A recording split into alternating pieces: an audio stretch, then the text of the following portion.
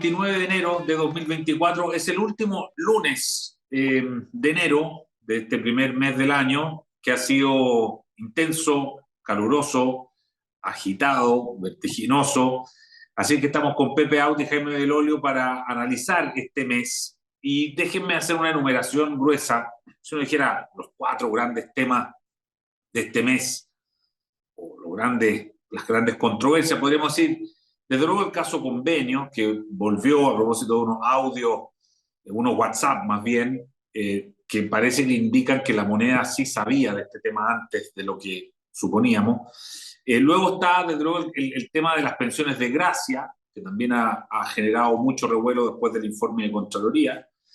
Tenemos la sucesión de asesinatos, sobre todo de niños baleados, que yo creo que también es un tema grande de este mes que termina. Y luego lo que se ha llamado el triunfo pírrico del gobierno en su reforma previsional, que pasa al Senado, pero pasa muy malograda, muy malherida, ¿no? Pepe, ¿elegiría alguno de estos 4 temas como el más relevante o cómo ves que termina este mes para el gobierno? Bueno, hay temas que son antiguos y que recrudecen cada tanto. Dijimos hace muchos meses que el caso Fundaciones los iba a perseguir por siempre. De alguna manera, indultos que tiene su contracara en pensiones también. Y creo que lo más relevante al final, lo que desde el punto de vista de impacto ciudadano próximo y futuro, es el triunfo pírrico del gobierno en la Cámara de Diputados. Eh, a pesar de haberse esforzado y haber deshilachado el proyecto bastante y haber improvisado, digamos, alternativas, producto de la captura de votos necesarios para pasar al Senado, finalmente pasa vacío el proyecto. Porque su corazón, que era la cotización adicional, es votada en contra, o más bien no alcanza el quórum necesario.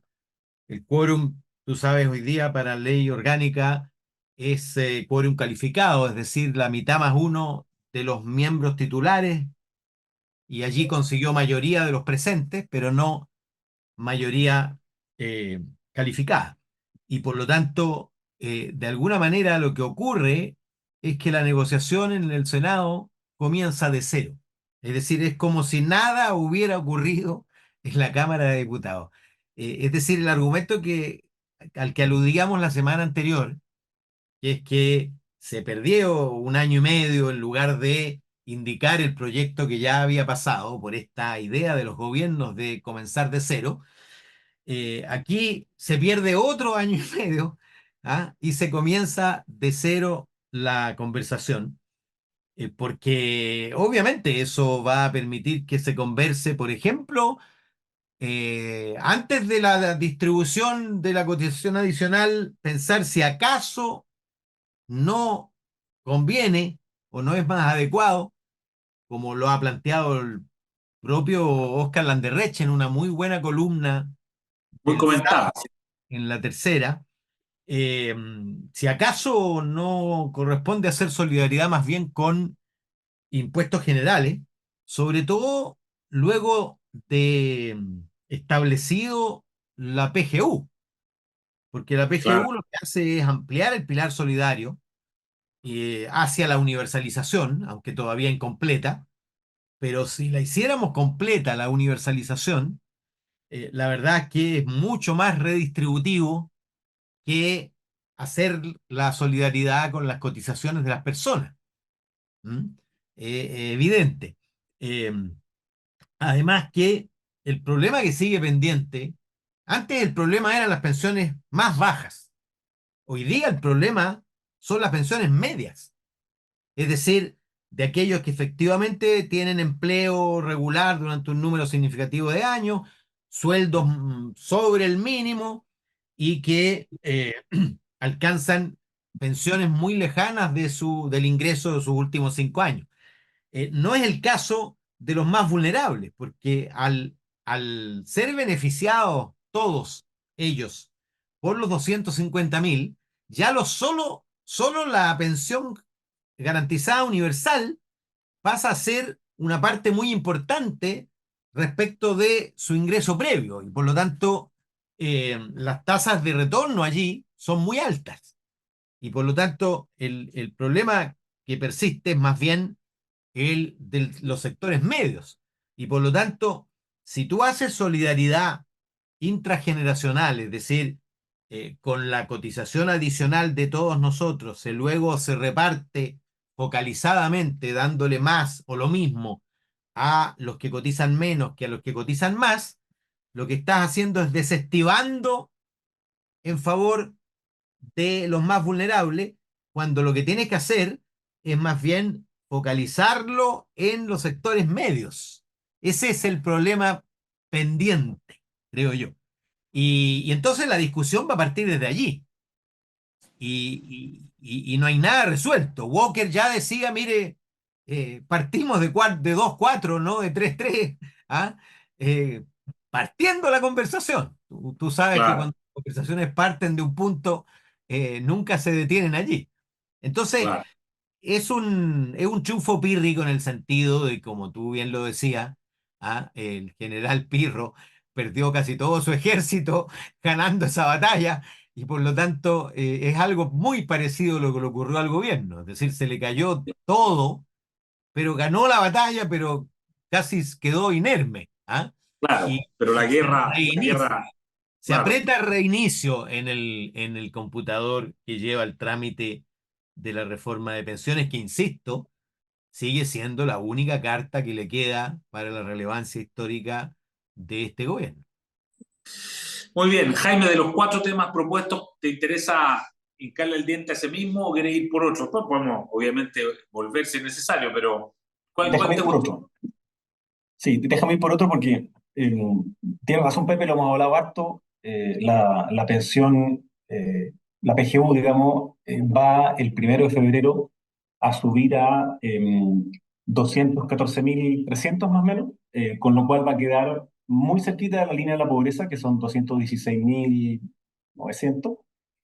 Con lo cual vamos a tener ya prácticamente que ninguna persona que tenga una pensión, una PGU, va a estar bajo la línea de la pobreza. Y por tanto vamos a tener que enfocarnos también a las otras caras de la pobreza, que son hoy día de niños, niñas y mujeres. Y ahí en la informalidad y hay otros aspectos en los cuales vamos a tener que fijarnos. Y el hecho de la PGU también le quita una presión importante al tema en términos ciudadanos, particularmente para las personas más vulnerables, sin perjuicio de lo importante que es, ¿no? Y particularmente para la clase media, y ahí entonces lo que ha dicho Lamberreche, lo que dice el mismo Pepe, esa solidaridad con impuestos generales parece tener mucho sentido. El gobierno ha dicho que ellos ya cedieron, así que ahora lo tengo la oposición, pero la realidad es que no han cedido nada. Si el 0,6 no tenía ninguna opción de pasar bajo ninguna circunstancia en ningún lugar.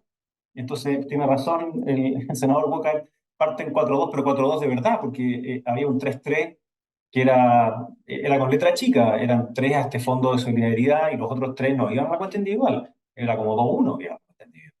Entonces, yo creo que en eso van a tener que cambiar radicalmente junto con el monopolio de la administración de los fondos, particularmente en esto. Yo diría que esas dos cosas van a ser muy centrales, ¿no? Pero yo quería meterme en el tema de las pensiones de gracia, Sí, porque esto es como una pesadilla recurrente del gobierno. Ha tratado de salir de ella una y otra vez, pero después vuelve a meterse en ella una y otra vez. Y el primer instinto que tiene el gobierno es siempre el mismo. Cuando son sorprendidos en algo, lo primero que hacen es tratar de tirar la pelota al córner. No, que nosotros no fuimos. ¿Ah? Existía un mecanismo por el cual se le podía pasar plata a las fundaciones y claro, entonces los muchachos robaron porque existía el mecanismo. No, había un mecanismo que decía esto, entonces nosotros le entregamos la pensión de gracia a una persona que estaba condenada por pedofilia. No, en algún minuto tienen que empezar a hacerse cargo. Entonces, lo que ocurre es que desde el momento en que se entregan los indultos, es la ratificación de que una parte relevante dentro del gobierno siente una deuda de arrastre con la violencia de octubre, y particularmente con los primeras líneas y los que estaban alrededor de ellos. De hecho, fue justo hace 4 años atrás, eh, sí, 4 años atrás, en enero del 2020, cuando se hizo este homenaje a la primera línea en el ex Congreso Nacional. Y el presidente Boric dijo durante la campaña y después que ellos no eran jóvenes delincuentes, otros no solo celebraron a esa primera línea, dijeron que eran los jóvenes héroes del nuevo Chile, y así sucesivamente. Y esa pesadilla entonces sigue apareciendo, porque todavía el gobierno no ha podido separar bien la violencia de las demandas de octubre, las demandas sociales, que algunas de ellas siguen obviamente plenamente vigentes. Entonces, el falso empate creo que es una súper mala estrategia por parte del gobierno, y muy brevemente les voy a contarle una cosa, porque ellos dicen, oye, pero si en el gobierno pasado también le entregaron a alguien que tenía antecedentes.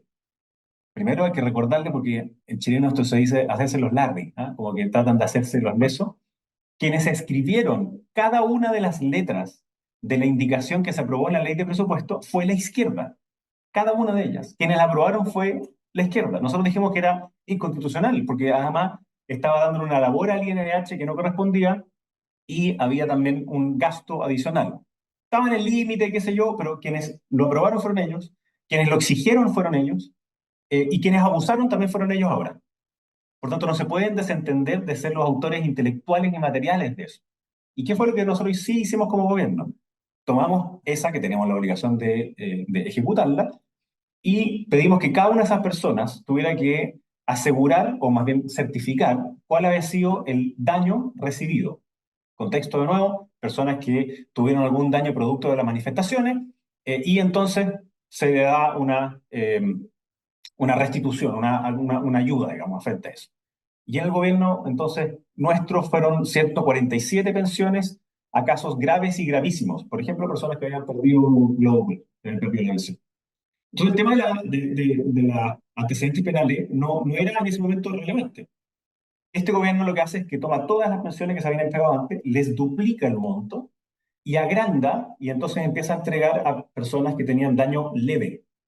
Y hasta ahí es súper discutible, todo lo que uno quiera. Yo creo que el problema es otro. El problema es que administrativamente se saltaron la revisión médica y se saltaron la revisión de otros antecedentes, como en el caso emblemático de esta persona condenada por sacar fotografía y por tanto generar material pornográfico infantil. Esa persona, uno, no tenía ningún antecedente médico de algún tipo de daño. Dos, la Fiscalía, el Ministerio Público había decidido no seguir con su causa, y había sido además condenado recientemente por este caso de material pornográfico infantil. Y se le entrega igual. ¿Por qué tratan de empatar en eso? No se entiende. Y la duda, que es legítima, es, bueno, para las pensiones, vamos a exigir hasta qué nivel de antecedente. Por ejemplo, una persona que, tengo idea, tenía conducción en estado de ebriedad, que es grave. Es distinto con un asesino, ¿no? Entonces, bueno, ¿cuál es ese punto? ¿Cuál es ese máximo? El Partido Comunista dice que ninguno, y por eso amenazó con ir a la Corte Internacional de Derechos Humanos. El gobierno hoy día está regulando. Entonces, para nosotros la solución es bien fácil. Quiten todas aquellas pensiones que tengan algún tipo de antecedentes penales, que esté cuestionada por alguna razón administrativa o lo que fuera, y veamos si fue porque no hicieron la pega, por incapaces, digamos, o por si hicieron vista gorda en revisar esos antecedentes. Está bien. Pepe, Déjame sobre este comentar. tema, sí, No, que más que pensiones de gracia es la desgracia de las pensiones. ¿Ah? tal La cual. verdad, porque, pero igual yo entiendo la irritación por el reflejo del empate, ¿ah? Que, que en realidad no es propiamente un empate. Pero quiero preguntarle derechamente a Jaime si puede garantizar, o sea, primero, es obvio que ni el gobierno anterior ni este gobierno tenía la obligación legal y tampoco se les ocurrió que era importante revisar los antecedentes penales, ¿no es cierto? Y por lo tanto en los 148 y luego en los otros cientos que de este gobierno no hay revisión de antecedentes penales, ¿m? Por graves que estos sean. Eso parece una equivocación gigantesca en el diseño, en el concepto de pensiones de gracia. Habría que entrar a revisar las leyes anteriores, digamos, la ley que crea las pensiones de gracia.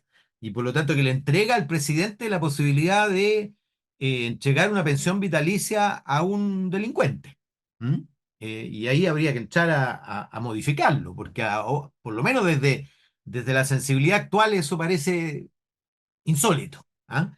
Segundo, si dentro de las irregularidades, es decir, certificados médicos incompletos, ilegibles, en fin, no hay ninguna de las 148. Es decir, si Jaime puede dar fe de que en la entrega de las 148 no hay ninguna irregularidad desde el punto de vista de personas que no tenían el daño que intentaron acreditar y que, bueno, como el INDH llevaba un papel, como el gobierno estaba algo arrinconado, no quiso devolverle probablemente los papeles a unos, el gobierno anterior probablemente por temor, si es que así ocurrió, y este por ideología, digamos, ¿ah? Porque si estaba en la primera línea era bueno, ¿ah? Porque ese finalmente es el concepto. Estaba Claro, en la primera línea era bueno, ¿ah? Y si lo firma el INDH, está bueno. Y lo que ha quedado en evidencia es que hay cosas que firmó el INDH que no estaban buenas, que son derechamente fraudulentas. Es decir, que certificaron que alguien había perdido el ojo o había perdido la vista o había sido dañado severamente sin haberlo sido. Es decir, sin el certificado médico además que certificara que lo perdió en el contexto de las protestas. Porque esta cuestión surgió básicamente porque de todas maneras cualquiera que haya perdido la visión o que haya sufrido un daño relevante en el contexto de una manifestación puede querellarse contra el Estado, sin duda. ¿Ah? claro. Y esto fue, claro, una manera de reparar el Estado el daño que había provocado en un contexto, por supuesto, que hay que entenderlo, explicárselo, pero que el daño existió. El punto es que se repare el no daño, primero. Claro. Se repare el no daño y segundo, se premie a personas que han cometido delitos graves. Yo entiendo que el retroceso Y del gobierno, porque el gobierno ya retiró 20, va a retirar 25 y dice con algún fundamento que alguien que perdió el globo ocular, es decir, que perdió la vista, independientemente de que sea un delincuente, merece reparación. Es decir, si los gendarmes a alguien que está preso en la cárcel lo mata, obviamente sin causa, obviamente su familia merece una indemnización, independientemente de que la persona haya sido malo, porque el que haya sido malo no justifica que el abuso de la fuerza por parte del Estado. ¿Mm? claro, es que eso es importante trazar ciertas líneas, digamos. Ya, suponte, pongámonos el caso probablemente más chocante de todos, que ya, un pedófilo que en situación de protesta pierde un globo ocular, ¿se le da pensión o no se le da pensión? ¿Qué Yo dicen creo que ustedes? no. Entonces, ahí es donde la primera pregunta que dice Pepe, los antecedentes penales no eran exigibles en la glosa presupuestaria que se hace en la ley de presupuesto. Y por tanto, como es una glosa presupuestaria, es como que fuera un artículo de una ley. O sea, de hecho, lo es. Eh, en Chile hay 18.000 pensiones de gracia. Solo estas últimas que estamos discutiendo tienen que ver con el estallido, ¿no? Pero hay 18.000. ¿A quiénes se entregan? Entonces, te pongo un ejemplo. Yo he trabajado con la Fundación Deportistas para un Sueño, que atiende niños y niñas en estado, con enfermedades en estado terminal. Y por tanto, yo he ayudado a que ellas tramitaran, digamos, en el Ministerio de Interior del gobierno pasado y el antepasado también, una pensión de gracia. Y de ese tipo, digamos, que son sociales, hay 18.000 personas que tienen como discapacidades severas y qué sé yo. O que han prestado un servicio Exacto. importante a la Eh, patria. que es la otra parte. Entonces, claro, por ejemplo, una persona que gana un premio nacional tiene Claro. pensión de gracia. ¿Ah? Y eso va vinculado con esta prestación, digamos, hacia la patria. Entonces, la pregunta es, ¿hay alguna irregularidad en alguno de los anteriores? Es decir, que no hubiese presentado sus antecedentes médicos. Sería extraño porque fue visto primero por el INH y después por el Ministerio del Interior. Si así ocurriera, nuestra posición es retíransela instantáneamente. Y en segundo lugar, el gobierno dice que hay un caso. Bueno, pero díganos cuál es ese caso. Después dice que hay otros casos de personas que tenían antecedentes. Bueno, díganos cuál era el daño que tenía esa persona. Porque en el gobierno nuestro solo se entregaban pensiones a aquellas personas que tenían daño grave o gravísimo. Y por tanto, existe esa justificación de reparación producto de el estallido y la manifestación. Eh, por ejemplo, había 51, si no me equivoco, personas que habían perdido parcial o totalmente la visión. Y por lo tanto, esos están ahí. Y si alguno de ellos hubiese tenido un antecedente penal, claro, se le iba a entregar igual. La pregunta es hasta dónde llega ese antecedente penal. Entonces, me parece que una línea básica, digamos, es que ningún delito de sangre, ni ningún delito que tenga que ver con menores, ni con narcotráfico debe estar incorporado a esto. Ninguna. Digamos. Porque otra cosa es lo que te diga la justicia. La justicia después puede decirte que hay una indemnización. Y eso se tiene que pagar de igual forma. Y existe tradicionalmente. Entonces, acá es diferente, pero de nuevo, el gobierno trata de hacerse irresponsable de todas las pensiones cuando ellos volvieron a firmar las 148 de antes, y me imagino que las habrán revisado. O sea, si ellos volvieron a firmar y duplicaron el monto, me imagino que las habrán revisado. Además de estas nuevas, en donde se ve, y yo creo que es una manera también de decir, le debemos a ellos, y como les debemos a ellos, hacemos vista gorda de algunas cosas. Y eso es inaceptable, porque podría ser prevaricación administrativa, es decir, que sabiendo que existían esos problemas se dio igual, o sea, que hicieron una especie de vista gorda, o si no, la otra alternativa es que hay incompetencia. Pero en cualquiera de los dos, el gobierno sigue ensimismado en decir, esto no es culpa nuestra, son las circunstancias las que nos obligaron a hacer esto. Y no es verdad. Tiene que hacerse responsable y de una vez por todas dejar de esta respuesta adolescente instantánea de, no, yo no fui, no, yo no fui, es que estaba ahí. No, si gobernar se trata de hacerse responsable, y ellos especialmente, en la época en que esto se entregó, eran brutalmente exigentes de esa responsabilidad. Pusieron 40 querellas penales, hacían unos discursos incendiarios. Y una de las personas que escribió con su mano esta misma indicación que luego fue ley es hoy día su secretario Monsalve. Y cuando se cuestionó, nosotros dijimos que íbamos a hacer una reserva de constitucionalidad, fue quien hoy día es el ministro Elizalde, en ese minuto era senador, dijo que solo cuestionar esa glosa era en sí misma una violación de los derechos humanos. Entonces, los excesos de ese momento, obviamente, vistos desde hoy, nos parecen terribles. Yo creo que el gobierno, su problema es que internamente hay algunos que todavía siguen en la añoranza de la violencia de octubre como un método transformador y de acción política. Y ese es el problema del gobierno, que tiene esa tensión y no ha querido resolverla finalmente y por eso la pesadilla va a seguir siendo recurrente. Para terminar, ¿cuál es la solución en 2 minutos? ¿Renuncian de gente? ¿Se retiran todas las pensiones? Pepe, ¿qué se hace con esto? ¿No? O sea, yo partiría de cero, ¿ah? Rebobinaría el cassette y comenzaría de nuevo el proceso. Es decir, haría un proceso completo de revisión y, por supuesto, despediría o sancionaría a quienes han cometido fraude. ¿Ah? Tanto las personas que postularon, porque intentaron engañar al fisco, como aquellos que dieron por bueno papeles ilegibles o papeles derechamente falsos, antecedentes derechamente falsos, u omitieron su responsabilidad de verificación. Y eso involucra, por supuesto, al INDH y también al departamento a cargo en el Ministerio del Interior. Mira, estas cosas requieren siempre sanción, es decir, responsables, concretos, con rostro, nombre y apellido, y reparación. Es decir, yo, sinceramente, sometería a revisión las, no sé, son 400 y algo eh, pensiones. Las suspendería, las sometería a revisión y, por supuesto, las volvería a otorgar en los casos calificados.